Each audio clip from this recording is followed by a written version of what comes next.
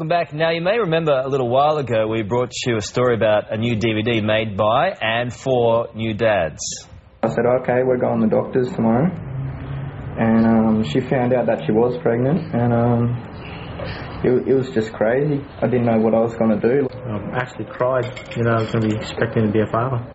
The concept was so successful that the makers of the DVD are now working on a sequel, and this time they want your help. Troy Jones and Sam Holt join us now. Good morning to you both. Morning, guys. So take us through, you had the first DVD for the period of when the mother is pregnant. Exactly. And now you've come out with a second stage? Yeah, the first DVD we did as a bit of fun, really. It was something that my production company and Sam's idea sort of collaborated on, expecting it to be a bit of fun and expecting it to be just sort of dads getting together, but I think we sort of did a lot better than what we expected, and so far we've had, probably thousands of emails, people looking for the second one about bringing the baby home, which is what the second DVD is about. I think that's a pretty tough period. Looking back on it, I think with the first child, I didn't feel a connection there immediately, and I was always going, why don't I feel that connection? What's going on? I felt frustrated by that, and there was a whole lot of other stuff going on.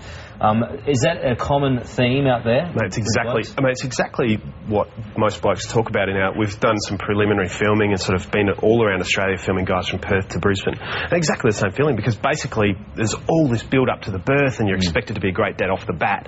But how do you be a great dad when the baby sleeps and feeds and goes back to sleep again? There's not much really you can do, so that attachment's not necessarily there. So often takes a long time, and that's the story, I guess, of being dad too. After a year or thereabouts, you start finally to be dad, the kid running up and daddy and all that sort of stuff. That's important, I think, for a bloke, isn't it? To work their way through that first 6 months and try and get used to when the baby's still able to lie there still and change the nappies when it's not running around and those kind of things, because it's also important, I think, that there are so many different experiences. Not everyone's experience is the same, and that's what we're trying to do with the DVD. It's not about Troy or myself. It's about 60, 70 different dads out there explaining what it was like for them, and so it just opens your eyes to these are the things that may happen, and if I feel that, well, that's normal, or other people have experienced. Mums have issues, obviously. Am I supposed to be feeling this? Does that make me a bad mother if I don't feel that? I'm sure dads have the same guilt. Being dad one, that's exactly the feedback we never expected once, was that mums would love it, especially about pregnancy. We looked at it entirely from the bloke's perspective, entirely off the cuff, just fun, see what happens.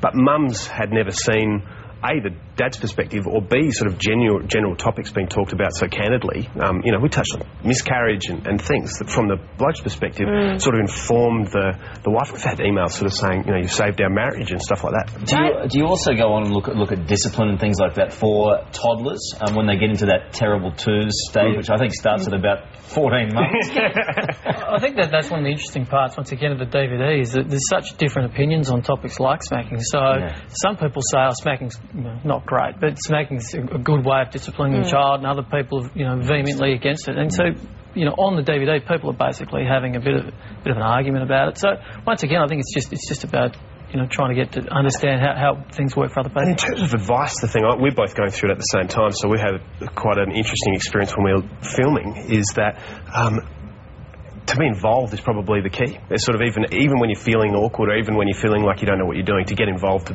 be trying and sort of always there and always trying to take some time off. I mean, we've got dads in the second DVD that their wife died in childbirth. We've got dads, where the wife disappeared as soon as the baby was born and left the 17, 18-year-old kid to the boy to look after the baby. And dads with their kids pulling TVs on top of their kids and dying in the process. I mean, that mixed in with some great funny stories and whatever, but it's that story of it's such an important time, and it's so easy to get stuck into careers and jobs and life and all that sort of stuff.